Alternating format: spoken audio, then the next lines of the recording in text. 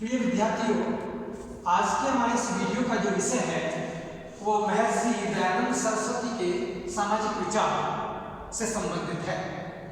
महर्षि दयानंद भारत के ऐसे पुरोधा व्यक्तित्व हैं जिनके माध्यम से भारतीय सभ्यता, भारतीय संस्कृति और भारतीय धर्म और भारतीय परंपराओं के साथ उच्चता के भाव को जागृत करती है और एक ऐसा विचार और चिंतक है महर्षि दयानंद सरस्वती जो केवल मात्र भारतीयता से ही अपने सिद्धांतों का निर्माण करता है। भारतीयता को ही उन्होंने अपना महत्वपूर्ण सिद्धांत माना है और वो विदेशी या हम कहें कि पश्चिमी परंपरा या पश्चिमी सभ्यता संस्कृति के कोई ग्रहण नहीं करते, बल्कि वो अपनी ही संस्कृति, अपनी ही मिट्टी से अपने ही नूतन विचारों का निर्माण करने वाले, पुनरुत्थान करने वाले भारतीय योद्धा, सन्यासी और संत और समाज सुधारक, धर्म सुधारक रहे हैं। जहां तक स्वामी दयानंद सरस्वती के सामाजिक विचारों का संबंध है, उनके विचार और चिंतन के संदर्भ में अगर हम जानना चाहें तो हम ये कहेंगे कि महर्षि दयानंद के जो धार्मिक चिंतन है, जो वैदिक चिंतन है, उस चिंतन से सामाजिक चिंतन का निर्माण होता है। तो वैदिक चिंतन सामाजिक चिंतन का आधार है। दूसरा, अगर उनके चिंतन का आधार हम देखना चाहिए सामाजिक दृष्टि से, तो बुद्धि, विवेक, ज्ञान और तर्क को वे एक कसौटी पर रखते हैं और वैदिक दृष्टिकोण को मद्देनजर रखते हुए वो बुद्धि, विवेक और ज्ञान के तर्क के आधार पर सामाजिक परंपरा की श्रेष्ठता और सामाजिक परंपरा की निकृष्टता को साबित करते हैं और जो परंपराएं गलत है उनके विरुद्ध संघर्ष करते हैं, जुझारू योद्धा के रूप। तीसरी ओर अगर हम देखें तो उनका जो मूल मंत्र है, उनके जो सिद्धांतों का चिंतन का जो निर्माण है, उसका वैदिक भारतीय दृष्टिकोण है। वो भारत से शिक्षा ग्रहण करना चाहते हैं, भारत का विकास करना चाहते हैं, भारतीय समस्याओं के समाधान का भारतीय उपचार देना चाहते हैं। वो कहीं पश्चिम से प्रभावित नहीं है, बल्कि वो तो पश्चिम की यात्रा करने पर भी रोक की मांग करते हैं। धार्मिक सुधार के संबंध में उनका विचार है कि अगर धर्म को सुधार किया जाए तो समाज स्वयं सुधर जाएगा। इसलिए धार्मिक सुधारों से सामाजिक सुधार और राष्ट्र निर्माण की बात को करना चाहते हैं और यही उसका आधार बिंदु चिंतन का मूल तत्व है। अब हम देखते हैं कि दयानंद सरस्वती ने भारतीय समाज की जो स्थिति थी, उस समाज के लिए उन्होंने कहा कि भारत का जो समाज है आज पतित है, आज जो है विभिन्न प्रकार की बुराइयों से ग्रसित है और उनके पीछे अगर कोई कारण है, हम अगर गुलाम भी बने हैं तो उसके पीछे अगर कोई कारण है तो वो धार्मिक भेदभाव है हमारे में, जिससे हम विभिन्न देवों के रूप में बटे हुए हैं, विभिन्न धर्मों के रूप में बटे हुए हैं। तो धार्मिक भेदभाव के कारण मन का भेदभाव भी हमारे यहाँ स्थापित हो जाता है, जबकि धर्म विभेद की बात नहीं करता, एकात्मकता की बात करता है, एकेश्वरता की बात करता है। दूसरी ओर वो कहते हैं कि हमारे कर्म का कारण आपसी फूट है, अस्पृश्यता जिसे हम छुआछूत कहते हैं। दूसरी ओर हम कहते हैं अस्पृश्यता, छुआछूत। फिर दूसरी ओर अगर हम देखना चाहें तो समाज में आपसी फूट है, छोटे और बड़े का फर्क, ऊंच और नीच का फर्क, स्त्री और पुरुष की असमानता, तर्क और बुद्धि की असमानता, उसके साथ गलत परंपराओं की स्वीकृति। ये जो चीज है ये एक नैतिक पतन है और इसके पीछे अगर कोई कारण जिम्मेदार है तो वो है शिक्षा का अभाव। स्त्री शिक्षा से वंचित कर दी जाए, उसके साथ है जो अस्पृश्य जिसे शूद्र जाति कही जाती है उसको शिक्षा से वंचित कर दिया जाए।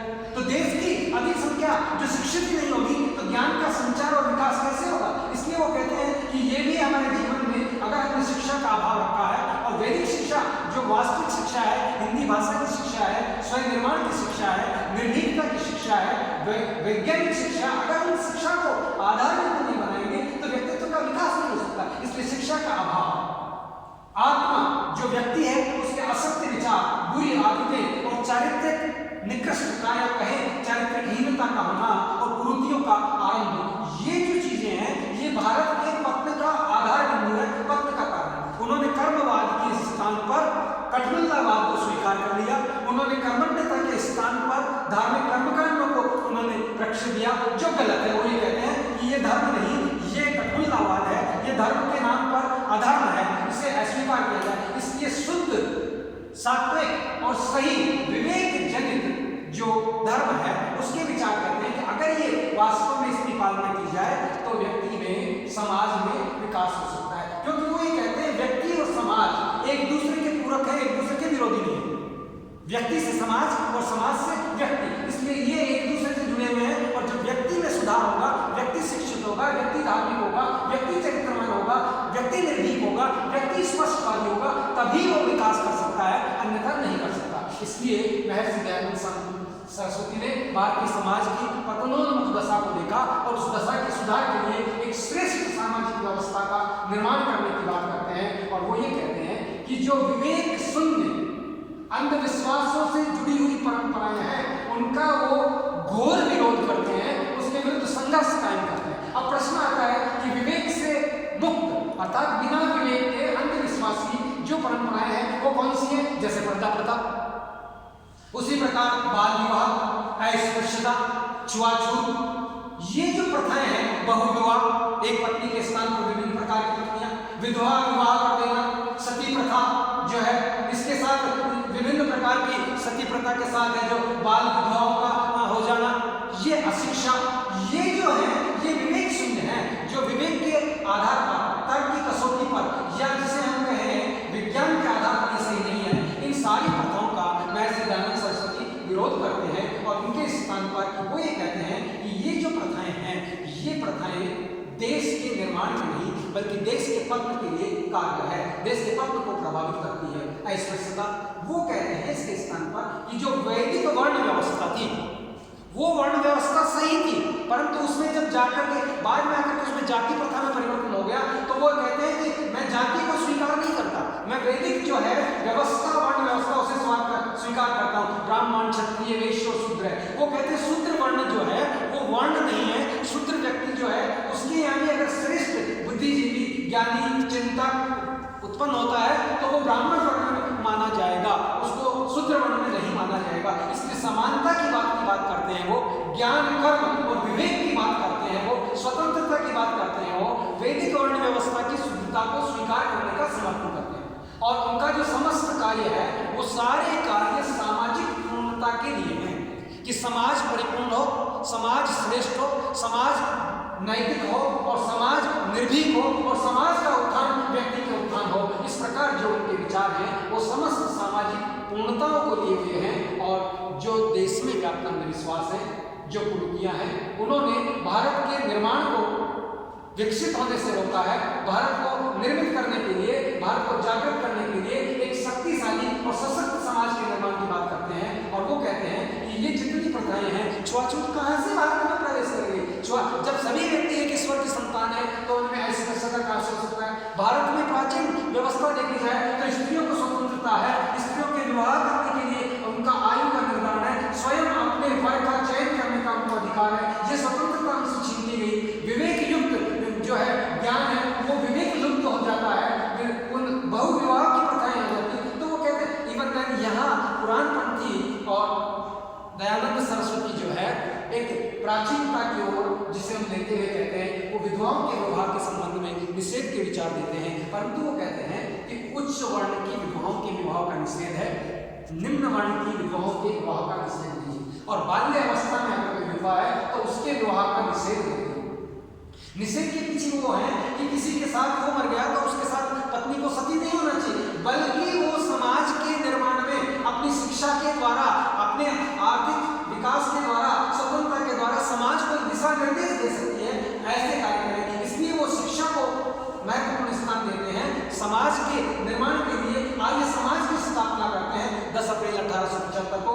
और इसी के साथ उन्होंने सत्यार्थ प्रकाश नामक पुस्तक लिखी जो एक तर्क, बुद्धि और विवेक और ज्ञान पर आधारित वास्तविक वैदिक धर्म को प्रमाणित करती है, छुआछूत का विरोध करती है, विभिन्न प्रकार की बुरी जो भारतीय समाज में आदतें हैं उनका विरोध करती है। ऋग्वेद भाष्य नामक पुस्तक को लिखते हैं, वेदांत प्रकाश पुस्तक लिखते हैं, सत्य धर्म के विचार में लिखते हैं। उन्होंने जीवन पर्यंत लेखन और निर्माण का कार्य करने का कार्य किया है। और शिक्षा पर उनका विशेष जोर रहा है कि जब तक शिक्षा नहीं होगी तब तक जो है समाज का उत्थान और निर्माण नहीं हो सकता। इसलिए वो कहते हैं कि 5 वर्ष से 8 वर्ष के बाद का जो बच्चा है, 5 to 8 ईयर की जिसकी एज हो, वो बच्चा घर में होना ही नहीं चाहिए, चाहे वो लड़की हो या लड़का हो। उसके लिए अनिवार्य शिक्षा होनी चाहिए, निःशुल्क शिक्षा होनी चाहिए। और जो परिवार के मुखिया हैं अगर वो शिक्षा से वंचित करता है तो उन पर सजा का प्रावधान होना चाहिए। दूसरी ओर वो कहते हैं कि शिक्षा शरीर निर्माण और इंद्रिय निग्रह की शिक्षा होनी चाहिए।